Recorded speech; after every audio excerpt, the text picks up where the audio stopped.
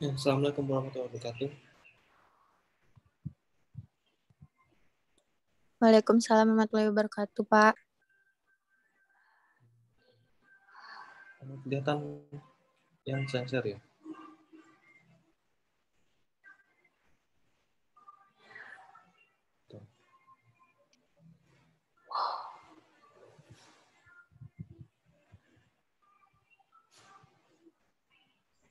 Oke, jadi record juga.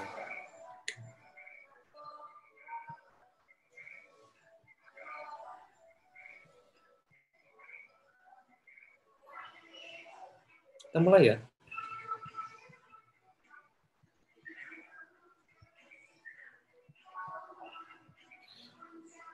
Oke, saya mulai ya. Assalamualaikum warahmatullahi wabarakatuh. Selamat pagi semua. Waalaikumsalam warahmatullahi wabarakatuh. Kuliah yang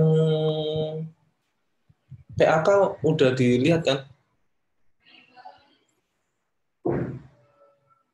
Penyakit akibat kerja. Sudah? Ada beberapa pertanyaan yang di recording saya jawab ya, tapi nanti saya jawab lagi. Nah, untuk materi selanjutnya ini mengenai identifikasi bahaya dan teknik identifikasi. Suara saya jelas kan? Jelas, Pak. Oke. Nah, penyebab utama kecelakaan kerja sama PAK itu kegagalan untuk mengidentifikasi ya. Jadi setiap periode tertentu itu ada identifikasi dan mengenali bahaya. Dan mengenali bahaya ini nanti assessment ya. Jadi penilaian bahaya, penilaian risiko ya. Nah, bahaya itu sebenarnya dapat dicegah. Akan tapi ada beberapa bahaya yang ini memang nggak bisa dihindari, makanya itu ada pengendalian. Nah, ada hierarki pengendalian.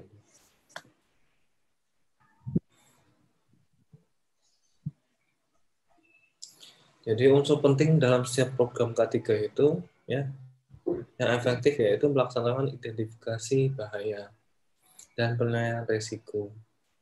Nah, penilaian risiko dan identifikasi bahaya ini dilaksanakan secara proaktif.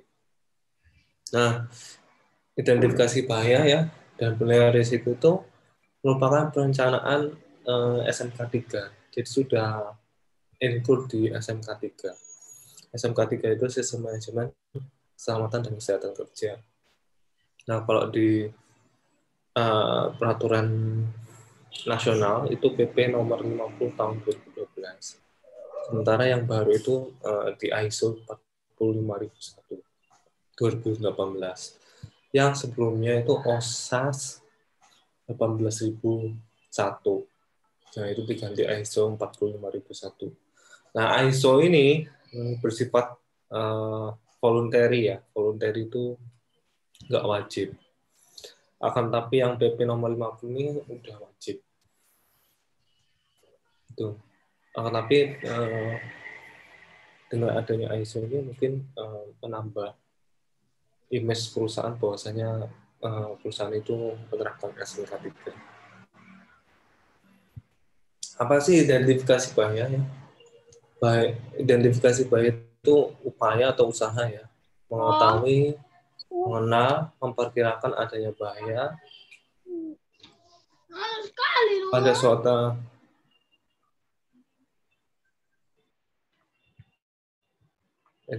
memperkirakan adanya bahaya pada suatu sistem seperti peralatan, tempat kerja, proses kerja, prosedur, dan PL-nya nanti identifikasi bahaya juga ya. Kemudian risiko sebelumnya udah tahu ya. Nah, risiko ini akibat atau konsekuensi dari bahaya dan paparan. Tapi risiko ini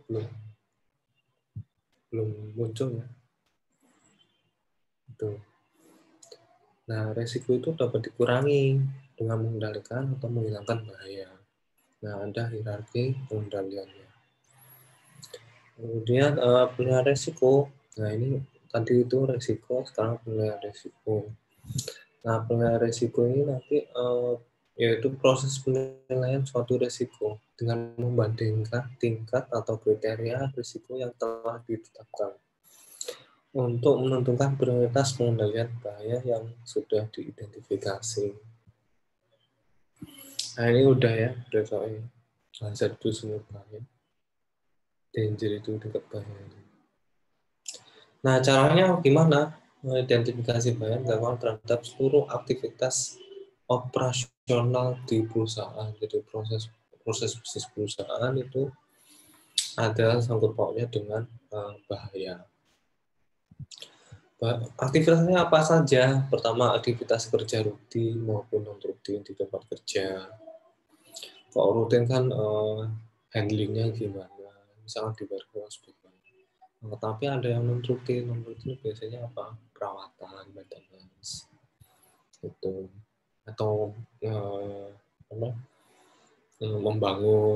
membangun gedung itu juga termasuk yang non rutin.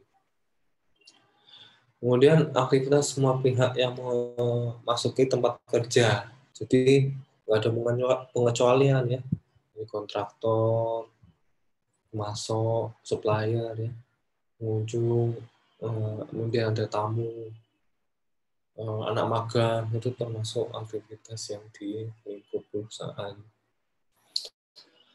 Kemudian budaya manusia, kemampuan manusia dan faktor manusia lainnya. Ya. Kemudian bahaya dari luar lingkungan tempat kerja yang dapat mengganggu keselamatan dan kesehatan kerja.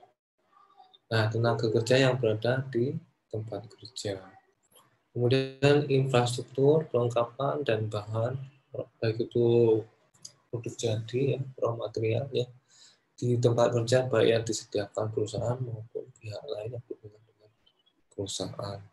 Jadi ruang lingkupnya di sini yang untuk identifikasi bahaya. Kemudian perubahan atau usulan perubahan yang berkaitan dengan aktivitas maupun bahan atau material yang digunakan. Contohnya yaitu ya perubahan proses produksi, proses bisnis atau penambahan proses ya di sini di 6.6 ini. Kemudian ada perubahan sistem manajemen K3 yang termasuk ini ya bersifat sementara dan dampaknya terhadap operasi, proses dan aktivitas kerja.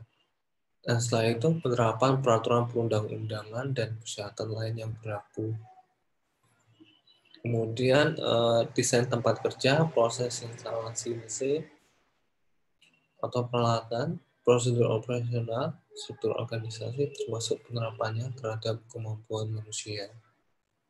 Tuh. Nah, identifikasi bahaya itu memperhatikan beberapa faktor bahaya, ya. Baik itu biologi, ya, kimia, fisik atau mekanik, biomekanik, kemudian psikis atau sosial, kemudian dampak lingkungan. Tapi kebanyakan itu yang poin 3 ini yang banyak yang identifikasi itu. Nah, nanti ada kaitannya dengan proses kerja ya, proses kerja. Jadi kalau misalkan di ILO ya, di ILO itu membagi 4 kategori ya, bahaya. Itu yang kategori A itu potensi bahaya yang menimbulkan risiko jangka panjang pada kesehatan ya. Kemudian yang B itu potensi bahaya yang menimbulkan risiko langsung pada keselamatan ya.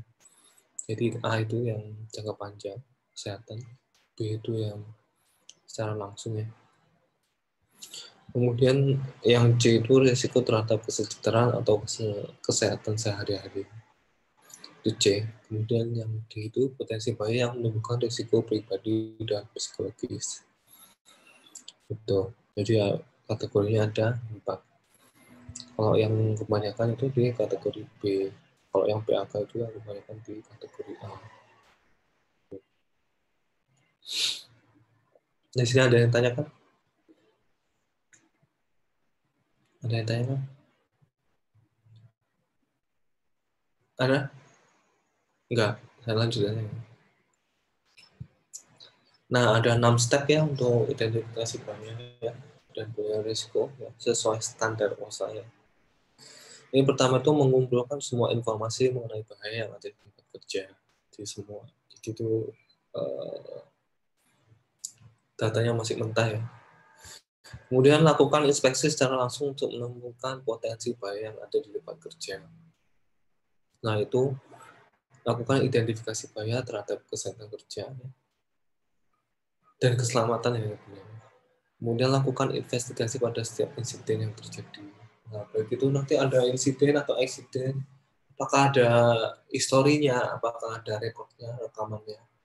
Nah, itu juga menjadi pertimbangan karena nanti ada resiko itu ada konsekuensi kali probability atau likelihood.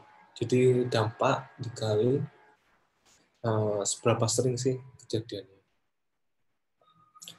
Kemudian lakukan identifikasi bahaya terkait dengan situasi darurat dan aktivitas non-rutin.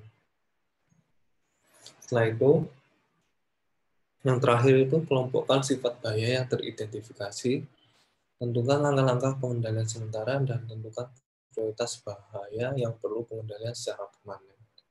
Tuh. Seperti itu. Kalian tahu MSDS enggak? MSDS nggak tahu ya? Tidak, Pak. Nggak ya? Tidak tahu. LDKP nggak tahu ya? Nggak. Nggak Ya, juga, nanti Pak. saya kasih ini ya, kasih tugas yang untuk mengenai MSDS. Nah, teknik identifikasi bahaya itu macam-macam. Nah, mumpung kalian semester 2 nanti bisa diskusi dengan saya mengenai ini. Kalian bisa ambil skripsi mengenai ini K3 khususnya ini. Nah, teknik ini suatu metode ya. Jadi metode ini ada yang teknik yang dikembangkan untuk mengetahui serta mengevaluasi beberapa bahaya yang ada dalam proses kerja. Tekniknya macam-macam ya. Nah, ini salah satunya ada 5 ini, saya contohkan 5, tapi di luar sana banyak. Di learning saya contohkan beberapa ya. What if ini saya belum nemu, tapi saya tahu beberapa. Nah, HAZOP ya, HAZOP VMEA, seluruh model and effect analysis yang kompleks itu ini. Nomor 2 sama 3 ini. Kemudian fault tree analysis, ini bisa dibuat untuk kegagalan produk, kemudian bisa dibuat untuk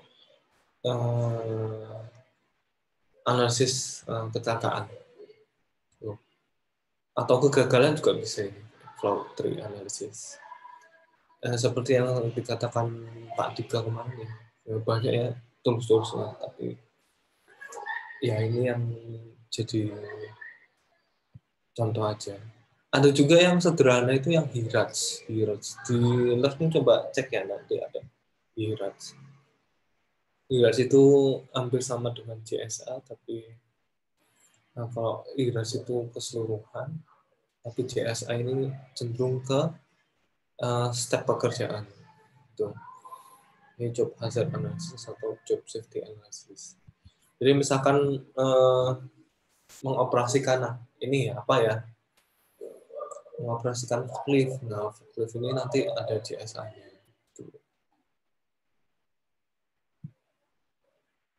Jadi what if ini, kalau what if itu jadi memperkirakan ya. Jadi misalkan kayak gini, itu nanti dampaknya apa?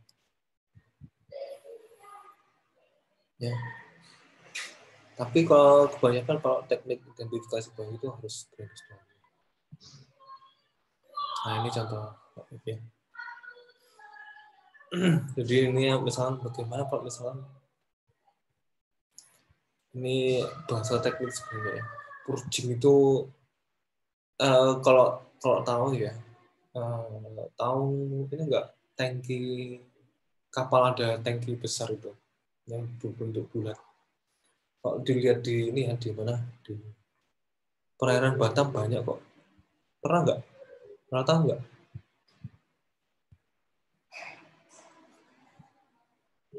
Yang di Longsa, ada yang rumahnya Longsa nggak? Nah,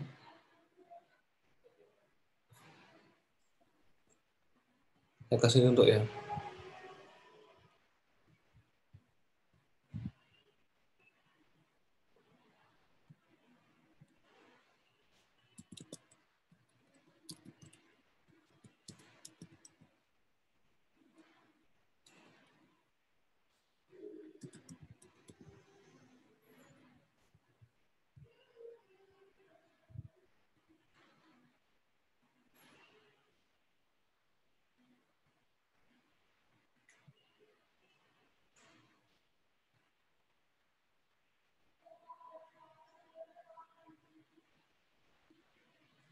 Pernah lihat ini nggak?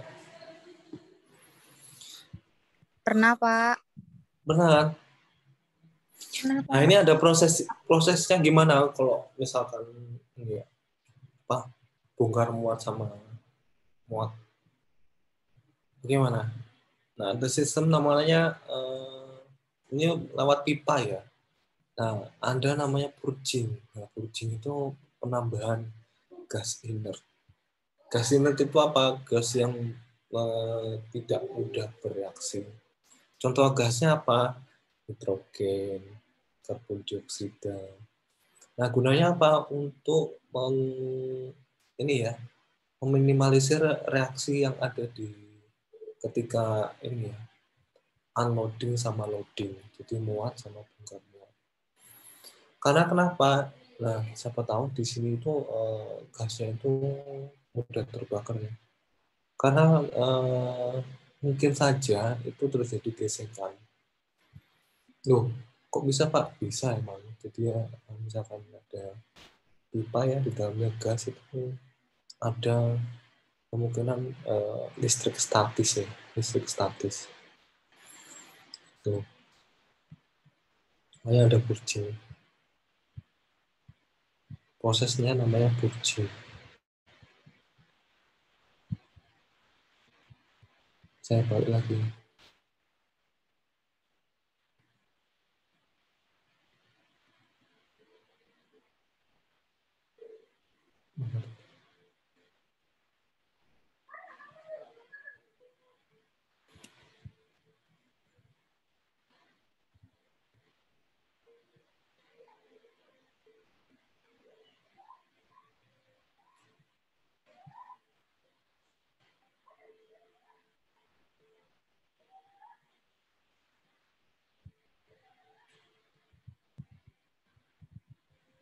Ada yang tanya kan sejauh ini?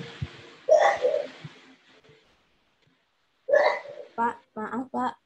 Kalau Iya, bertanya tentang materi yang kemarin boleh tidak Pak? boleh. Silakan. Ya baik Pak. Perkenalkan Pak, saya Salsabila Nurul Fauzia dari kelas LPI 2A pagi.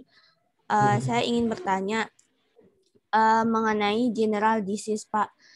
Kan general disease itu penyakit umum. Nah kalau misalkan penyakit tersebut berasal dari masyarakat, kemudian pekerja itu terpapar, itu masih disebut general disease juga tidak Pak?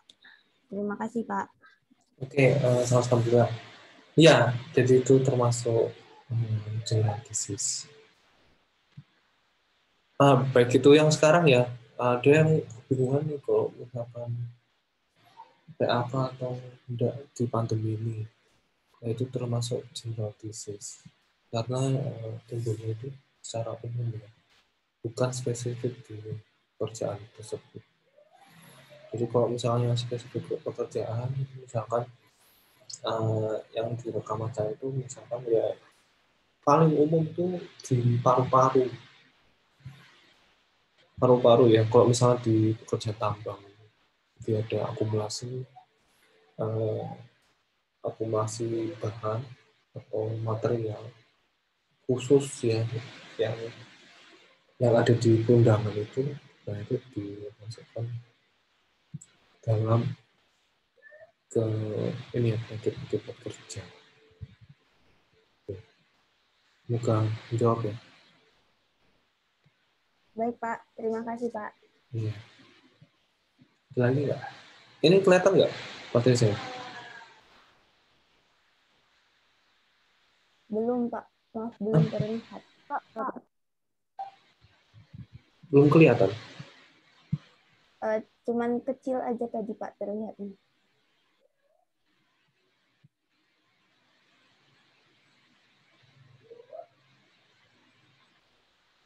Bentar ya. Kelihatan? Kelihatan? Kelihatan, Pak. Bentar. Kelihatan, Pak. Kelihatan ya. Nah itu saya lanjutkan ya, ini purging ya. Jadi konsekuensi ini dampaknya itu fire, kebakaran sama peledakan. Nah kontrolnya ada kontrolnya ya. Operator training in purging prosedur, jadi ada prosedur untuk purging. Kemudian rekomendasinya ini ya, automatic timing system for purging. Kemudian push point as close to relief valves as possible. Nah, ada pengendalian namanya relief valve. Jadi kalau misalkan ada tekanan lebih, itu nanti ada relief valve. Ini cenderung ke teknik ya, karena tapi harus tahu ya kalau misalkan mahasiswa logistik ya, karena nanti siapa tahu nanti mau jadi migas nanti ada proses ini. Jadi ada proses purging, bisa dicatat ya proses purging. Karena ada beberapa ini materi saya mengenai hazardous goods ya, hazardous goods. Jadi bahan-bahan yang berbahaya gitu. Contoh ini ya prosesnya itu real tank car cleaning. Nah ini macam-macam ya untuk pokoknya ada tanknya ya, tank yang bermuatan dengan bahan berbahaya. Baik itu berbentuk gas, padat ya, sama cair. Nah, tapi kebanyakan itu cair sama gas. Nah, kemudian ada HACCP ya, Hazard and Operability Study. Jadi ini sering dipakai dalam proses produksi ya. Jadi HACCP ini seringkali dipakai. Jadi identifikasinya ini fokus analisa terstruktur tentang operasi yang berlangsung.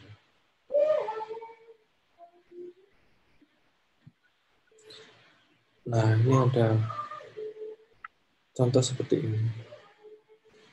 Mungkin standarnya beda, tapi secara ini ya, ada poin-poin tertentu. Nah, ini ada pengkodean sistem ini.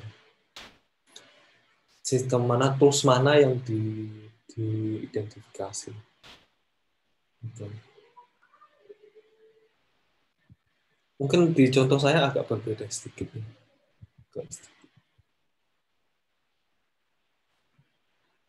Nah, memang kompleks untuk yang HACCP sama FEMIA ya, failure mode atau failure mode effect analysis.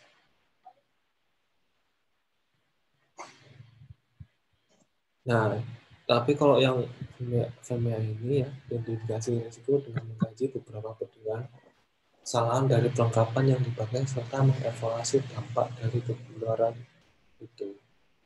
Jadi yang buat review ini masuk ke sini, tapi bagaimana kalau misalkan ada kegagalan di tools ini atau komponen ini, seperti itu. Ini bisa dijadikan ini ya, dijadikan skripsi ya. Kalau misalkan mau skripsi ini ya.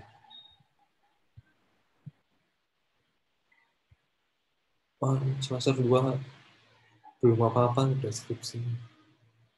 Ya harus disiapkan sih. Soalnya memang ini ya. Krusial. Nah, balik lagi ada severity sama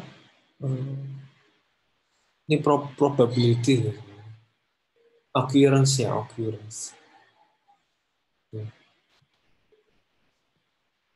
Nah, kemudian ada FTA. FTA itu teknik ya, bisa dipakai untuk memprediksi atau menjadi alat investigasi kecelakaan atau kegagalan. Jadi ini tidak akan menghasilkan penilaian kuantitatif dari probabilitas peristiwa yang tidak diharapkan. Bisa kualitatif, tapi bisa cenderung ke kuantitatif. Kalau misalkan secara rigid kuantitatif nantinya. Nah, simbol-simbolnya ada tertentu di sini. Jadi misalkan simbol OR seperti ini, kemudian simbol untuk yang penyebab akhir ya, bentuknya lingkaran. Kemudian ini ada persegi ini, ada penyebab akan tapi bisa di breakdown lagi. Dan beberapa.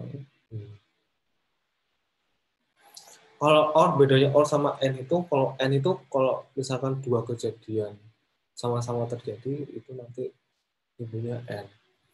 Kalau misalkan salah satu itu terjadi, bisa terjadi suatu penyebab, itu namanya OR.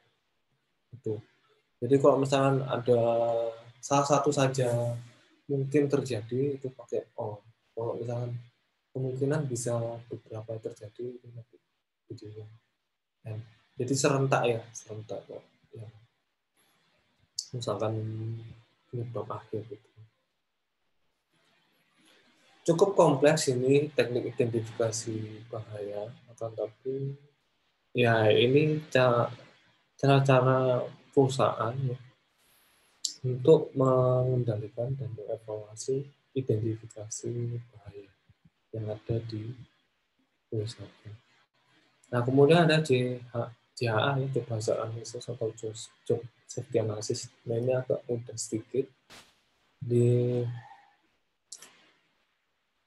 Nah, JHA ini step-stepnya ya, jadi tahapan pekerjaan dari awal sampai akhir. Itu ada ini ya, kalau misalkan saya referensi ini OSA 3071. Nah, tipikalnya apa ya? Prioritas pekerjaan yang harus ada JHA atau JSA. Ini pekerjaan dengan tingkat kecelakaan atau kesakitan yang tinggi. Ya. Kemudian pekerjaan yang punya potensi mengakibatkan luka, cacat, atau sakit, atau kematian, ya, walaupun tidak ada insiden sebelumnya.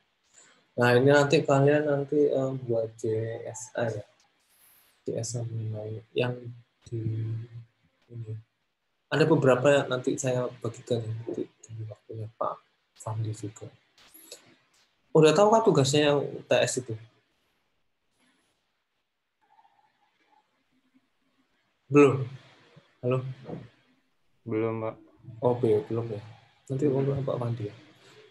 Kemudian pekerjaan yang jika berlangsung sedikit kesalahan kecil yang menyebabkan terjadinya kecelakaan parah atau luka.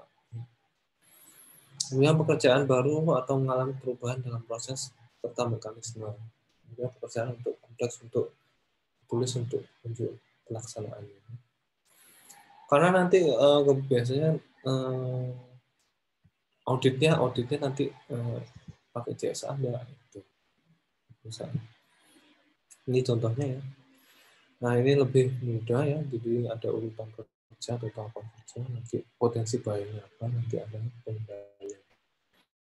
Itu pengendalian. Mungkin di Pak Dika ya di kuliah kamu kemarin itu jelaskan seperti ini. Ini ASNZ ya, di ini sudah ada ya. Jadi civil itu sangat parah ya. Nanti adanya negligible itu mungkin tidak bisa diabaikan. Jadi poin 5 sampai 1, poin 5 sampai 1.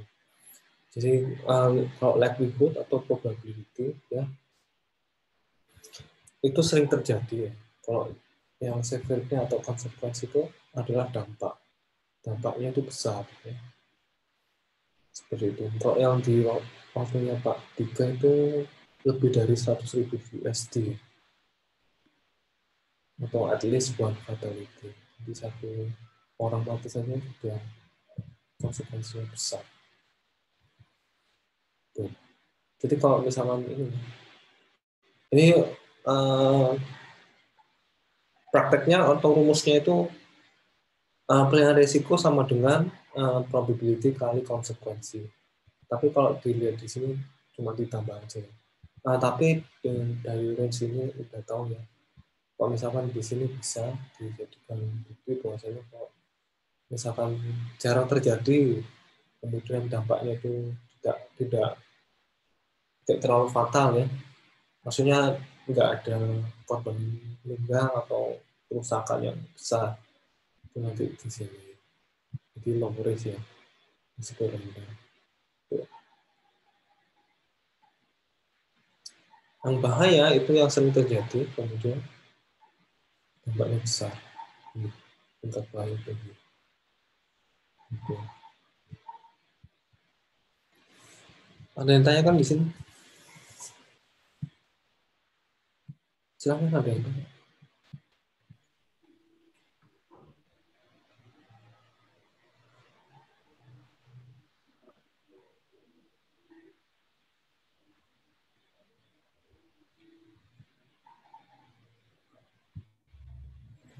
Ada yang tanya?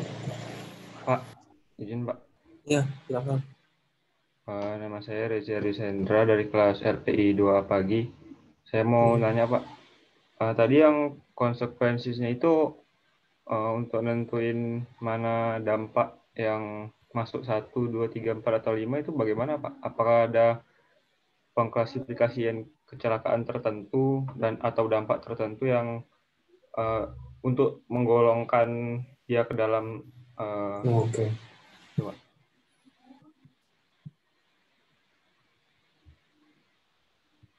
Ini nih. Oh, ya, kelihatan nggak? Kelihatan Pak? Nah, kalau misalkan ini ya, kalau dilihat dari tampak ya, no injuries berarti nggak ada cedera. No financial loss berarti nggak ada kerugian finansial ya, yang tinggi. Terus minor ya, first aid treatment at the workplace. Jadi ada, kalau misalnya ada kecelakaan ya, itu ada first aid treatment, akan tapi nggak terlalu parah. Kemudian medium financial loss, berarti ada secara medium. Kemudian kalau yang moderate itu medical treatment required, berarti ada ini sudah agak tinggi lagi, bukan first aid saja, tapi sudah dilarikan ke rumah sakit misalkan ya. Atau misalkan treatment di dokter perusahaan itu bisa. Kemudian yang majornya extensive injuries to one or more people. Jadi hanya satu saja tapi beberapa. Atau misalkan kecacatan ini bisa di sini. Major ini. Itu. Kalau yang livelihood ya, ini sering terjadi ya dalam proses yang 5 ini ya. Kemudian yang 4 ini once in next month, berarti sekali dalam 1 bulan. Kemudian once in next 12 months, berarti sekali dalam 1 tahun. Kemudian once in next 1 to 5 years, berarti 1 sampai 5 tahun. Kemudian yang terakhir itu 10 tahun. Itu. Nah, ini dari ASMZ ya. Saya coba share.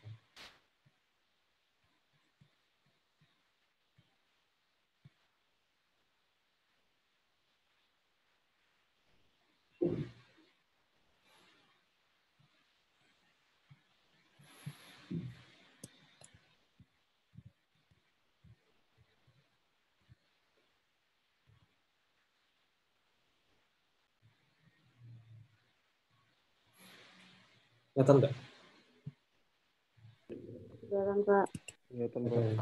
Kelihatan. Nah, ini standar untuk resiko manajemen yaitu SMZ 4360 ya, tapi ini standarnya Australia, tapi bisa dipakai untuk penilaian risiko.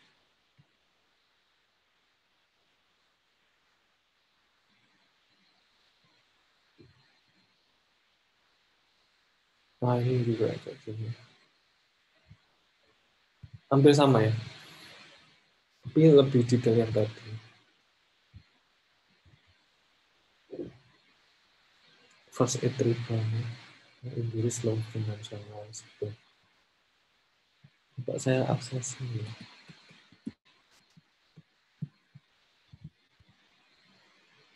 Semoga terjawab ya. Nah, akan tapi bisa dimodifikasi oleh perusahaan tersebut.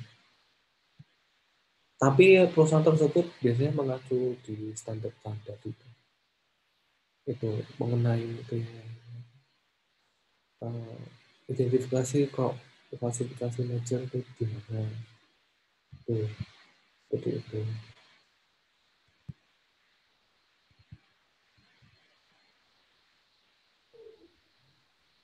Ada yang tanya kan lagi? Jadi yang menentukan dia termasuk moderate atau catastrophic atau major itu yang menentukan bagian apa? Ya, yang si penilai itu akan tapi brainstorming ya. Brainstorming artinya itu diskusi dengan ahli itu seperti itu.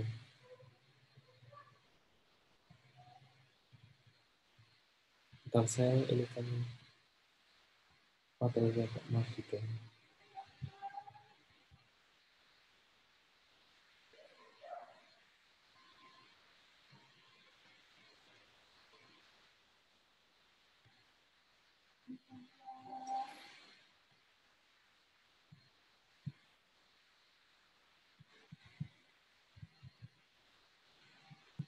Terjawab nggak Rasiati?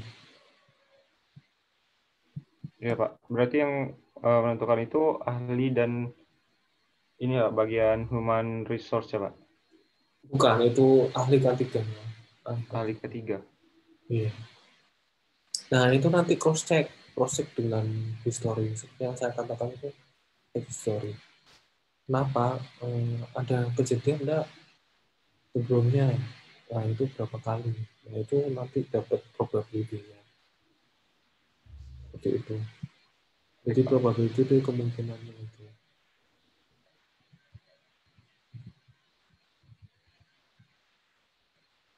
Seperti itu. Ada yang tanya kan lagi? Silakan.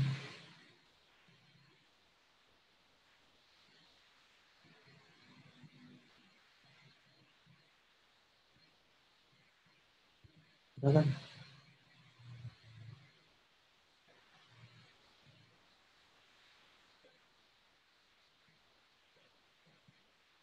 Ini yang SCRD yang dari OSA ya, OSA. Itu apa yang Pak Tiga? Ini seperti ini. Nah, ini beda dikit ya. Beda. Ini kalau ini mengabarkan kelas 1 ya. Bla bla bla. Yang tadi kan severity atau ini ya, yang dari major sama severe ya, severe.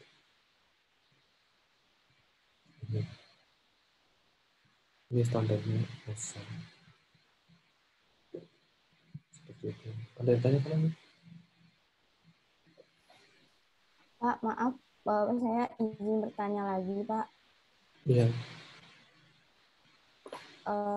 Kan begini, Pak, ketika terjadi kecelakaan di perusahaan itu kan ini prosesnya cukup kompleks, mulai dari investigasi dan lain sebagainya. Berarti di setiap perusahaan itu ada bagian khusus yang menangani kecelakaan kerja ya, Pak? Iya. Iya, ya departemen K3 itu. Ya, K3. Jadi tapi ya lebih bagus lagi ada sertifikasi investigasi kecelakaan itu. Nah, yang dicontohkan Pak Dika kemarin kan ada investigasi kecelakaan itu. Jadi bagian tapi yang diterapkan Pak Dika kemarin ini investigasi ya orang ketiga tapi melibatkan banyak pihak. Jadi misalkan yang kecelakaan di bagian produksi, berarti bagian produksi juga tanggung jawab. juga gitu. Sama manajer produksinya juga diinvestigasi. Nah ini jadi tim juga di situ. Gitu. Gitu. Nah nanti ada ini ya. UTS-nya itu mengenai teknik identifikasi bahaya. Gitu. Tapi brainstorming dulu dengan grup ya, grup. Saya diskusi saya nanti di minggu ke selain ya 6 sama 7. Gitu. Nah, kalau misalkan identifikasi ya di TPPU ini udah dibagi ya, TPPU koperasi ya, sama koperasi ya. Belum, Pak. Belum ya? Belum, Pak. Oh, Belum, Iya, Pak. belum, Pak. Nanti ya, saya diskusi dengan Pak Fandi juga karena jadi satu tugasnya itu. Udah ada yang tanya lagi? Saya lanjutkan ke ini ya, safety sign. Ya, Tugas yang kemarin itu gimana ya Pak? Enggak dikumpul atau gimana Pak? Yang analisis kecelakaan. kecelakaan kerja. Pak Zen Iya, Pak. udah upload nggak? Buka tempat upload nggak? Belum. Nanti saya remind Pak Zen ya. Nah nanti diskusi di waktunya Pak Zen. Buka itu. Pak. Kecelakaan kerja. Nah ini saya jelaskan safety sign. Ini sering kali ini penting ya buat kalian karena juga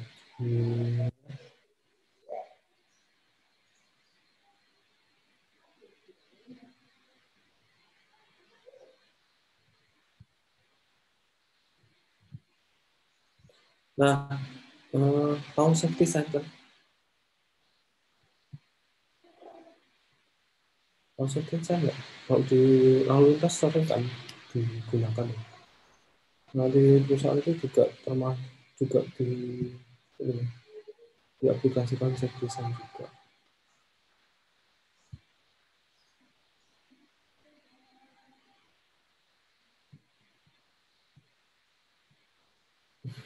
Kata ini saya nggak presentasi tapi ada beberapa materi PDF ya. Jadi misalkan yang dari sini ya. Nah ada beberapa kriteria nanti pewarnaan safety sign itu. Kalau merah itu larangan ya. Kemudian ada equipment ya, kemudian fatiguing.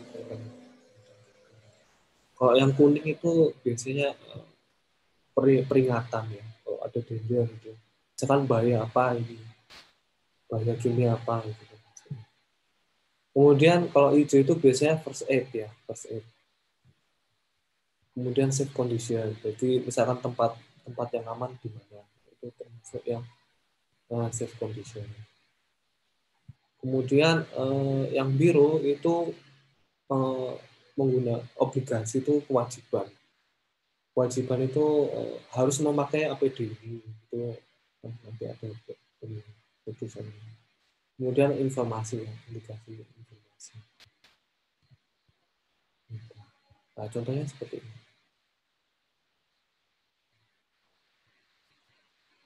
Kelihatan nggak? Kelihatan, Pak. Nah ini ada yang merah ini ya, merah ini untuk yang tadi itu biasanya larangan seperti ini. Kalau yang komen yang tadi ya harus kewajiban obligasi. Jadi harus memakai APD ini. Kemudian caution ini peringatan atau bahayanya apa? Ini bahayanya misalkan toksik, beracun, korosif, berarti ini korosif. Pernah kena bahan korosif nggak? Alhamdulillah enggak. Enggak. Belum, Pak. Pernah, Pak. Biasanya asam sulfat kalau di kimia. Pernah ini ya praktek biasanya ada kok. Pernah, Pak. Pernah. SMA. Iya, Nah Pak. biasanya ya, itu korosif. Nah, kalau yang ini, yang hijau itu berarti ini udah aman. Atau first aid ya, first aid. Nah, kalau yang merah yang tadi sesuai dengan ini, itu kebakaran.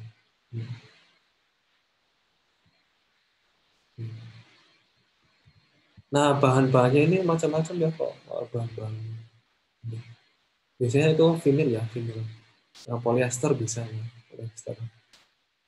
Karena menyesuaikan dengan ini, menyesuaikan dengan kerja juga, terus diletakkan di ini. Karena di tertentu ya, pada kondisi tertentu, di periode tertentu, harusnya bisa rusak, desainnya. Ini aluminium ada, biasanya di luar aluminium. Misalnya tanda-tanda ya, ada yang polipropilen ya. Apa itu nggak tahu ya anak IPS ya. Tapi materialnya seperti ini.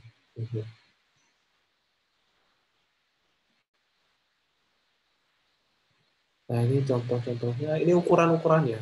Kalau misalkan kalian di misalkan di mana di perusahaan nanti magang nanti bisa jadi contohnya ukuran-ukurannya.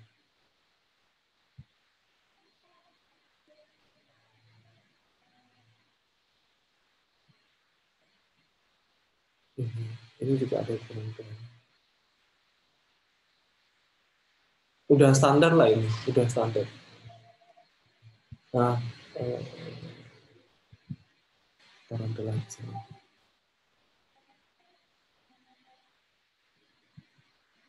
Nah, kelihatan yang saya share NFPA ini. Kelihatan nggak? Kelihatan, Pak. Kelihatan. Kelihatan. Kelihatan, Ada. Pak.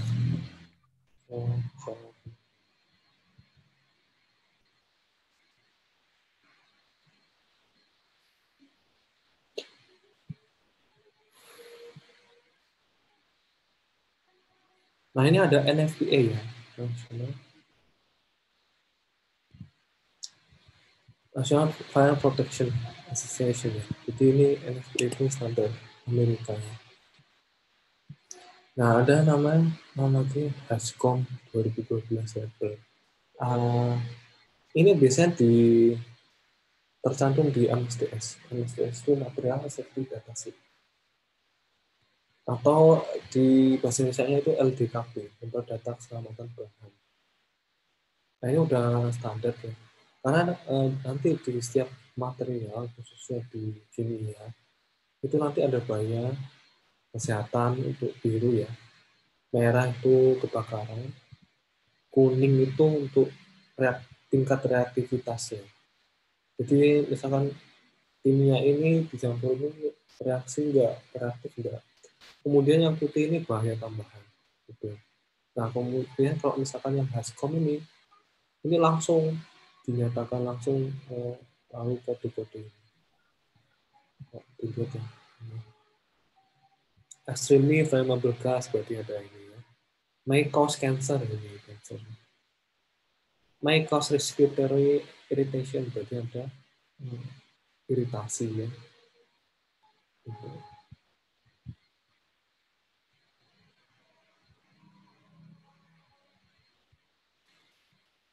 Nah, dirilis ya NFPA 704 sama HASCOM 2014. Ini kali di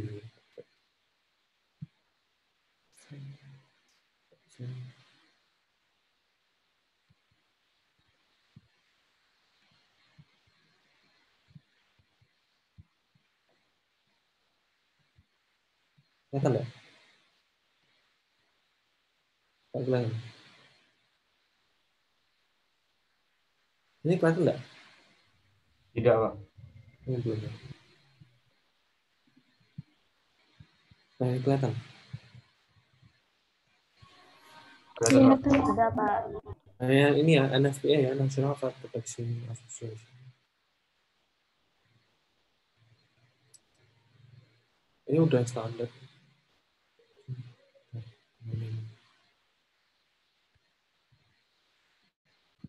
Biasanya. Nah ini ya, kalau ada W coret, ini contohnya bahaya tambahan ya. Special hazard. W coret itu berarti jangan Jadi kalau dicampurkan dengan air itu nanti bereaksi. Jangan H2SO4 asam sulfat ya. Banyak kan anak IPS ini. Anak IPS gak? Anak IPA? Wes, IPS, Pak. IPS ya. IPA, Pak, IPA. Ini sebagai insight aja ya, insight. Jadi bahwasanya kalau ada W ini nanti bercampur nanti bereaksi. Anda ya, air itu nggak hanya air. Kalau soalnya air itu kan H2O ya, H2O. Berarti ada unsur hidrogen sama O-nya. O itu yang reaktif juga. Gitu. Nah, ini yang merah ini flammability hazard ya. Jadi 0, 1 sampai 4. Ini. Kalau udah 4 ini berarti ini reaksi. Kemudian hal hazard. Kan biletal. Letal itu apa? Letal, letal itu kematian. Gitu. Kemudian ini ya, kuning ya. Instability hazard atau ke reaktivitasnya. Jadi bisa meledak ketika temperatur berapa. Beda ya ini ya, merah sama kuning. Kalau yang kuning ini cenderung ke reaktivitasnya. Ini. Jadi kalau misalkan ini ya, ini, stability, stability sama special hazard. Ini profesional NFPL 74. Safety sign. Safety sign yang tadi ya, tapi yang safety sign ini untuk yang terus kimia. Jadi nanti kalau di drop, nanti kalau makan atau kerja itu ada drop, nanti ada ini, nanti tahu bahwasanya oh ini apa ini apa. Gitu. Dia ada banyak.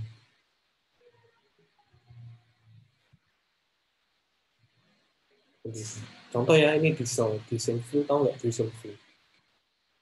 Diesel fuel, bahasa Indonesia diesel fuel, nggak tahu. Diesel fuel itu solar, ya solar.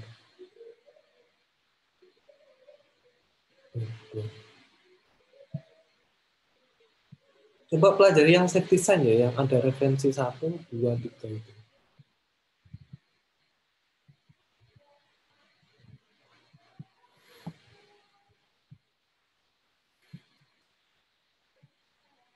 Saya sharekan lagi ya. Si Pak, Ada tanya? saya mau bertanya Pak. Iya, silakan. Tapi terkait tugas semalam boleh Pak? Semalam? Yang analisis video. Oh iya, silakan. Jadi kan itu Bapak suruh buat fishbone berdasarkan analisis video yang kami analisiskan Pak. Tapi kami bingung Pak, aspek-aspek apa aja yang dibuat di fishbone itu berdasarkan analisis video Pak. Oh Video gitu. Iya, kami bingung kayak mana buatnya. Saya kasih ini aja, nanti kalian presentasi aja dulu, nanti saya lihat. Ya, saya lihat dari rekaman. Saya terangkan ya mengenai fishbone. Baik Pak. Mumpung ada yang punya fishbone.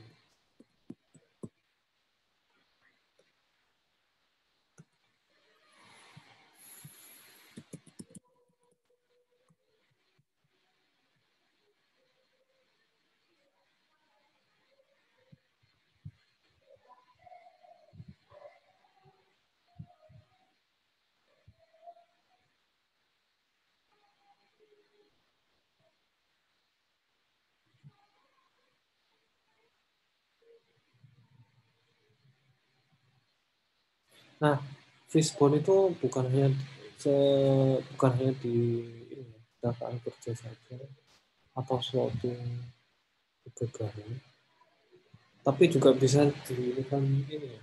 Misalkan ada kerusakan atau kekurangan sistem itu bisa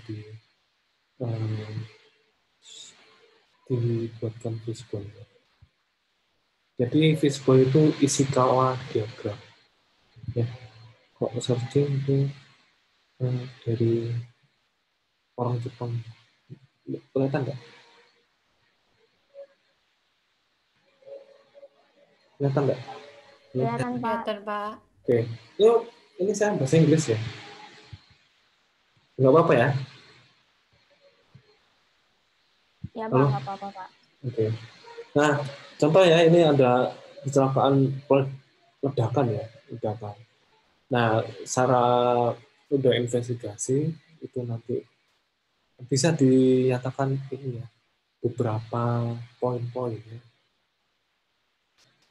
Misalkan dari fasilitas ya, fasilitas. Kemudian ada respon ya, kemudian safety rules ya, safety rules, kemudian desain dari segi desain, kemudian dari sumber bisa, kemudian dari SOP.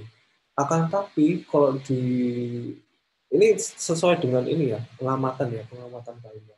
Misalkan ya, contoh dari manusianya itu tidak memakai APD, terus contoh lagi tidak sesuai dengan peraturan, misalkan yang ada itu yang video ke-6 tahu nggak? Video ke-6 Tahu, Pak. itu loh yang apa? Yang besi kan. Lempengan baja, Pak. Ya itu. Nah itu harusnya prosedurnya berarti harusnya mesinnya kalau secara realistis kan mesinnya harus dimatikan dulu. Iya, bahwasanya ada pengumuman dulu kan. Kok misalkan ada perawatan di situ. Jadi di orangnya kan masuk di proses ini kan, produksinya itu. Iya nggak? Berarti itu kekurangan SOP ya. SOP-nya kurang dengan proses maintenance. Ya. Terus di situ pengawasannya nggak ada. Terus pakai APD kan. Nah, tapi yang ini kan ini ya prosedurnya, cenderung ke prosedur. Gitu. Ada yang tanya kan ya? Terjawab nggak? Jadi misalkan bisa dari prosedur, kemudian ada dari manusianya sih pekerjaan ini bagaimana. Sesuai dengan inimu ya, sesuai dengan gambaran kalian saja. Itu. Karena kalau misalkan yang spesifik di sini itu seringkali berdasarkan hasil investigasi. Gitu.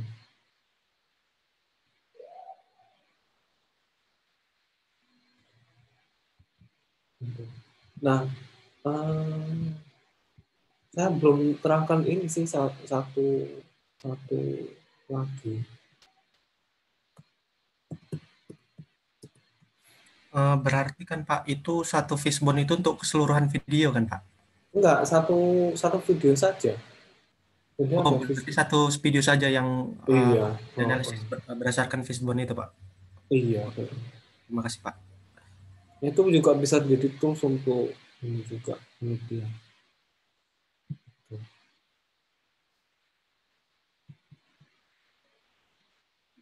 Nah, ada safety sign khusus ya, safety sign khusus. Safety sign khusus yaitu ada prosedur namanya LOTO. LOTO, tahu nggak LOTO? LOTO itu kepanjangannya lockout take out. LOTO itu lockout take out. Jadi misalkan ini ya, seperti yang tadi yang video kemarin ya. Nah, LOTO ini sebagai tanda bahwasanya ada maintenance atau jangan dioperasikan. Jadi misalnya ada perawatan di mesin tertentu ya, seperti yang video ke-6 kemarin, itu harusnya di LOTO dulu. Jadi produksi itu sudah nggak berjalan. Nah, dari LOTO itu dipasang di mana? Dipasang di kontrol panel atau di mana? mesinnya. Bahwasanya di sini ada pekerjaan maintenance, jadi ini ada logonya. Nah ini ada tanda, misalkan ini maintenance apa, di mesin mana, di bagian apa. Nah, di prosedur loader ini nanti otomatis bahwasanya siapapun itu nggak bisa mengoperasikan si mesin tersebut. Sehingga mencegah bahwasanya orang lain untuk mengoperasikan mesin tersebut pada saat maintenance. Nah itu kesalahan seringkali di sini. Nah dan proses loader ini harus diawasi.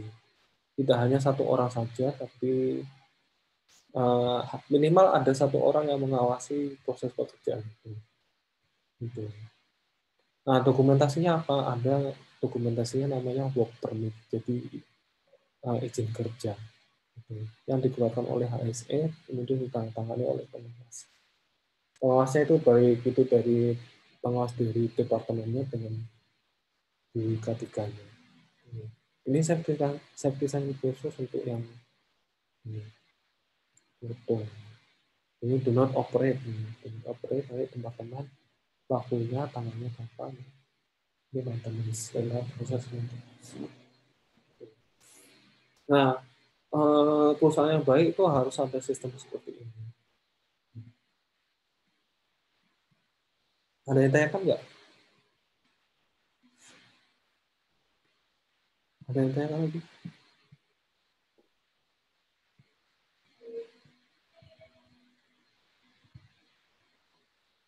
Cukup? Nah, saya kasih tugas satu ya. Saya kasih tugas satu.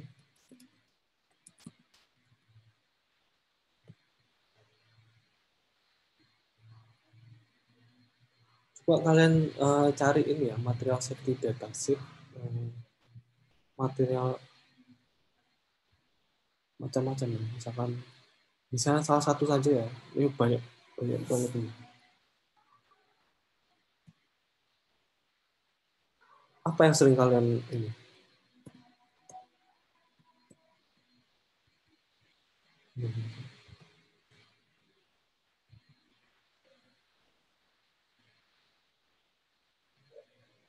Ini pakai yang bukan NFPA ya.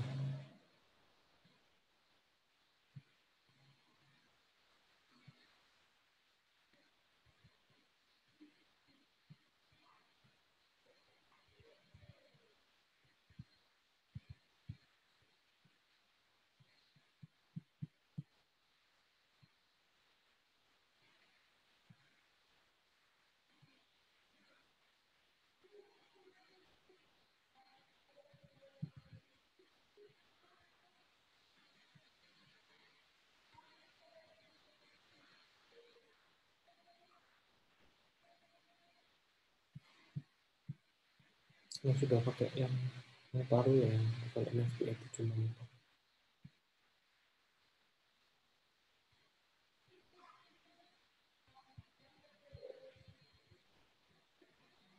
Saya coba.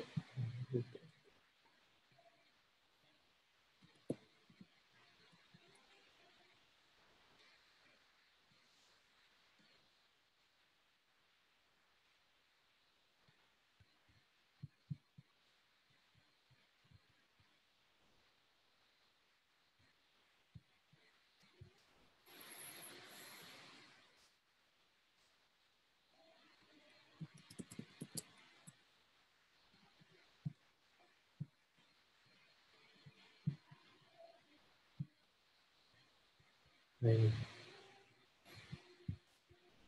ini ya kayak gini ya. Jadi yang pakai apa? Yang satunya apa? Baskom 2012 ya.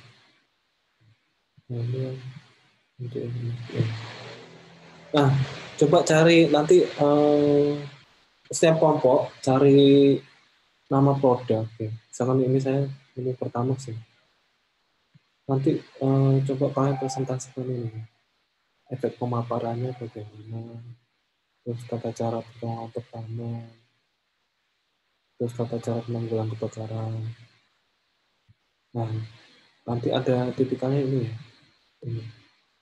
Titik nyala ini. Titik nyala itu flash point namanya. Flash point. Terus penanggulangan kebocoran gitu. Gitu. Ya, kaitannya dengan ini ya.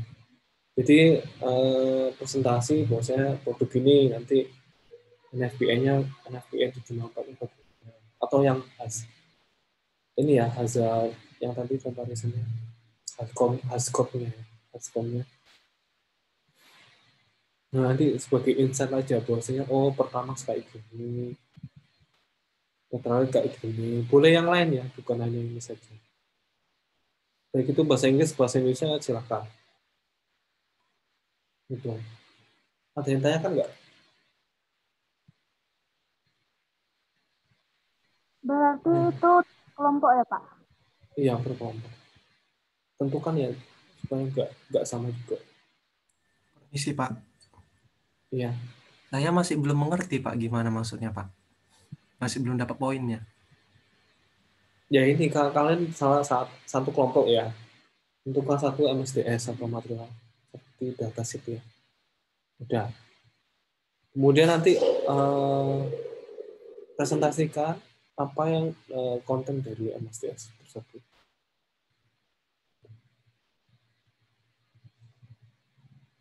Paham nggak? Ya, Pak. Ya. Jadi konten MSDS itu seperti ini. Paling tidak itu mengenai pertolongan pertama, penanggulangan bagaimana, penanggulangan tumpahan bagaimana, cara penyimpanan, penanganan ya, handlingnya ya, bagaimana.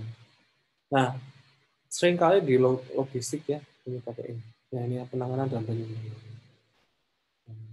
Harus diperhatikan. Gitu.